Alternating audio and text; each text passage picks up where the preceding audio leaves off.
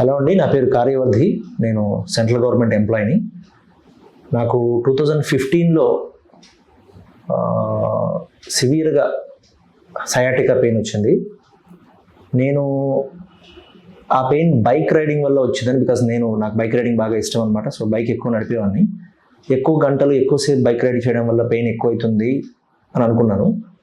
కొద్ది రోజులు రెస్ట్ తీసుకోవడము, పెయిన్ ఎక్కువైనప్పుడల్లా లీవ్ పెట్టేసి ఇంట్లో రెస్ట్ తీసుకోవడం అలా చేసేవాడిని. తర్వాత పెయిన్ ఎప్పుడైతే ఇంకా అన్కంట్రోలబుల్ అయిపోయిందో హాస్పిటల్కి వెళ్ళడం స్టార్ట్ చేశాను. అలోపతి ఆర్థోపెడిక్స్ దగ్గరికి వెళ్ళాను. కొద్ది రోజులు పెయిన్ కిల్లర్స్ ఇచ్చారు. తర్వాత నాకు సయాటికా అని కన్ఫర్మ్ అయ్యి డాక్టర్ దగ్గర వాళ్ళు ఏం చెప్పారంటే సర్జరీకి వెళ్ళాల్సి వస్తుంది మీరు పెయిన్ కంట్రోల్ అవ్వకపోతే అని అన్నారు. నాకు భయం వేసింది. లేదా కంటిన్యూస్గా మెడిసిన్ మీద డిపెండ్ అవ్వాలంటే చాలా ఎక్కువ కాలం మెడిసిన్ వాడాలని చెప్పారు. సో అది నచ్చలేదు నాకు. అలా మా సీనియర్ కొలీగ్ ద్వారా నాకు డాక్టర్ నేలపట్ల సుధీర్ గారి ఆక్యుపంక్చర్ క్లినిక్ గురించి తెలిసి అప్పుడు వచ్చాను. నేను వచ్చిన 4-5 సిట్టింగ్స్లో నాకు రిలీఫ్ స్టార్ట్ అయింది. నేను ఆల్మోస్ట్ ఒక కంప్లీట్ సెట్ ఆఫ్ సిట్టింగ్స్ అన్నీ తీసుకున్నాను, ఒక బ్యాచ్ మొత్తం. అప్పుడు లేటర్ ఆన్ అప్పుడు నాకు నిజంగా సుధీర్ సార్ వల్ల తెలిసింది ఏంటంటే ఆ పోస్చరల్ డిఫరెన్స్ వల్ల నాకు పెయిన్ వచ్చిందని. బైక్ రైడింగ్ కన్నా కూడా మా పాప పుట్టినప్పుడు నేను రాంగ్ పోస్చర్లో ఎత్తుకోవడము, క్యారింగ్ తెలియక చేసిన మిస్టేక్స్ వల్ల పెయిన్ ఎక్కువైంది అని తెలిసింది. బట్ 10 years అయింది డౌన్ ద లైన్. అప్పుడు స్టార్ట్ అయిన పెయిన్, అప్పుడు ఆ సిట్టింగ్స్తో తగ్గిన పెయిన్ మళ్ళీ ఇప్పటివరకు మళ్ళీ రాలేదు. నేను కంఫర్టబుల్గా లైఫ్ లీడ్ చేయగలుగుతున్నాను. మళ్ళీ ఎక్కడ బైక్ రైడింగ్లో కానీ, తర్వాత మళ్ళీ ఫ్యామిలీలో పనులకైనా, ఇప్పుడు ఈవెన్ పిల్లల్ని ఎత్తుకున్నప్పుడు కూడా నాకు పెయిన్ రాకుండా. అంటే సుధీర్ గారి దగ్గర ఆక్యుపంక్చర్లో జరిగిన బెనిఫిట్ ఏంటంటే వాట్ ఐ ఫెల్ట్, రూట్ కాజ్ని అడ్రస్ చేయడం జరిగింది. అందువల్ల నాకు మళ్ళీ ఆ పెయిన్ ఇప్పటివరకు మళ్ళీ రాలేదు. సో నేను ఎవరికైనా అదే సజెస్ట్ చేస్తాను. యాజ్ దే సే, ఏ ఇష్యూకైనా రూట్ కాజ్ అడ్రస్ అయితే మళ్ళీ అది రాదు. కాబట్టి నా విషయంలో అదే జరిగిందని నమ్ముతాను నేను. So I'm very happy. Sudheer గారి దగ్గరికి నేను టైమ్లీ ట్రీట్మెంట్ కోసం రావడం, నా ఇష్యూని సార్ ట్రీట్మెంట్తో అడ్రస్ చేయడం, మళ్ళీ నేను ఆ ప్రాబ్లం రాకుండా లైఫ్ లీడ్ చేయడం చాలా సంతోషంగా ఉంది. Thank you.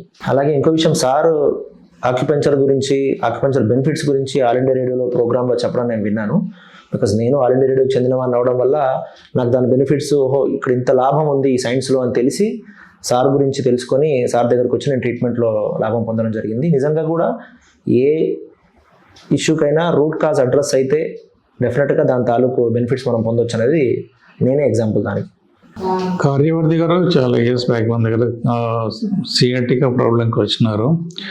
ఆ మధ్య నేను రేడియోలో ఒక టాక్ ఉండింది, అది యాక్యుపంక్చర్ మీద మాట్లాడితే అది విని తను అంటే ఇంప్రెస్ అయ్యి తన ప్రాబ్లం కోసం ఇక్కడికి వచ్చినారు.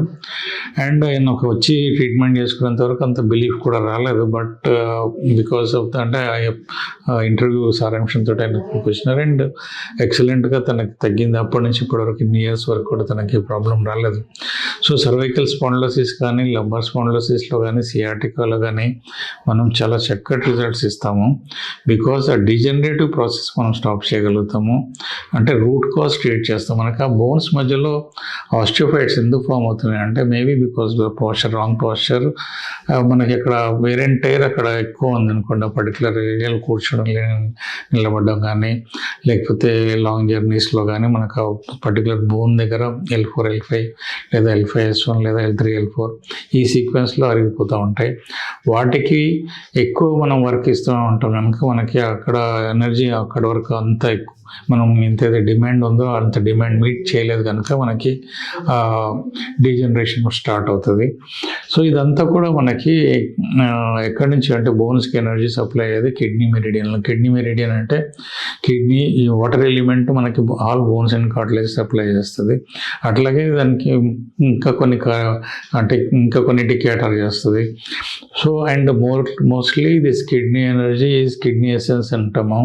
అది ఆ ఎనర్జీ అంతా ఇన్హెరిటెడ్ ఎనర్జీ కనుక ఆ డిపో ఆఫ్ ఎనర్జీలో నుంచి వేరే అన్ని బోన్స్కి మళ్ళీ తర్వాత వేరియస్ ఆర్గన్స్కి సప్లై చేసే దాని కార్యక్రమం ఉంటుంది కనుక అది ఆ డిపో నుంచి అన్నిటికీ ఇస్తూ మనకి ఎక్సెస్గా వర్క్ చేస్తున్న దగ్గర ఎక్సెస్గా పంపించలేదు కనుక డీజనరేషన్ వస్తుంది.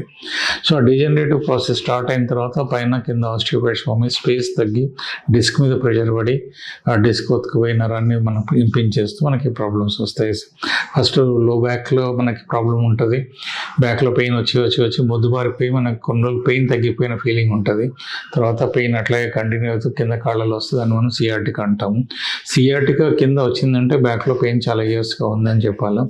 ఉండి మొద్దుబారిపోయి మనకి ఇనీషియల్గా మనం టాబ్లెట్స్ వేసుకుంటాం, రెస్ట్ తీసుకుంటాం, ఏదైనా పెయిన్ జెల్స్ పెట్టుకుంటాం, ఇంజెక్షన్స్ తీసుకుంటాం, ఫిజియోథెరపీ చేసుకుంటాం. తర్వాత పెయిన్ మర్చిపోతాము, పెయిన్ తగ్గిపోయిందనే ఫీలింగ్ ఉంటుంది. కాకపోతే ఏంటంటే అక్కడ మొద్దుబారిపోయి మనకు పెయిన్ తెలియదు. అదే నరువు కింది వరకు మళ్ళీ ఇంపింజ్ అవుతూ ఉంటే కింద వరకు సియాటికా రూపంలో మనకి పెయిన్ తెలుస్తూ ఉంటుంది.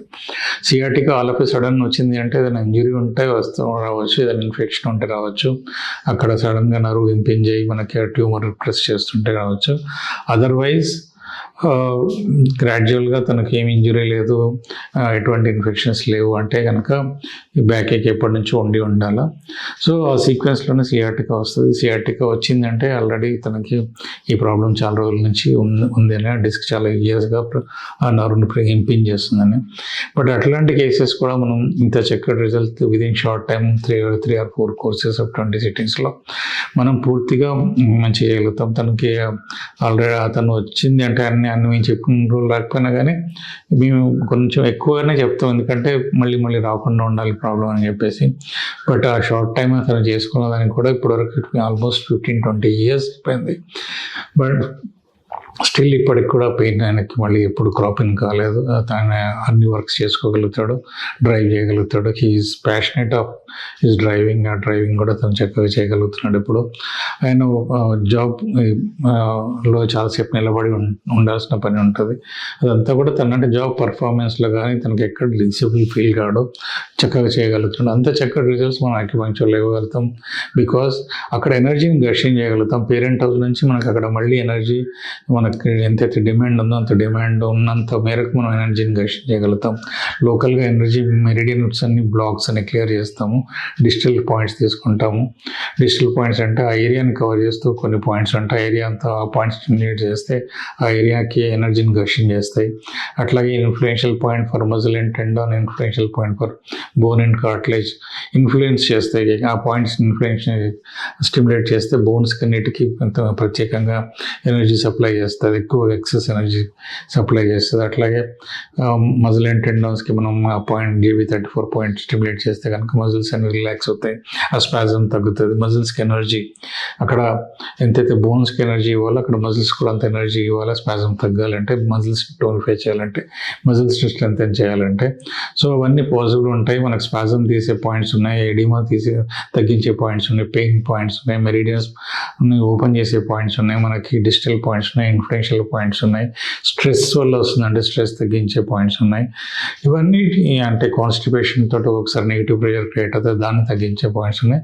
రూట్ కాజ్ ఏంటో మనం చూసుకొని దాన్ని మనం కేటర్ చేస్తూ ఆ పాయింట్స్ని మనం ఇచ్చి మనం పూర్తిగా ఆల్మోస్ట్ మనం రూట్ కాజ్ ట్రీట్ చేస్తాం కనుక లాంగ్ లాస్టింగ్ రిజల్ట్ ఇవ్వగలుగుతామండి. అదే జరిగింది కార్యవర్ధల్లో కూడా. తనకి అప్పుడు చేసుకున్న ట్రీట్మెంట్ ఇప్పటివరకు కూడా తనకి ఎటువంటి ప్రాబ్లం లేకుండా సియాటికా తనకి కంప్లీట్గా మనం ఎరాడికేట్ చేయగలిగినామండి.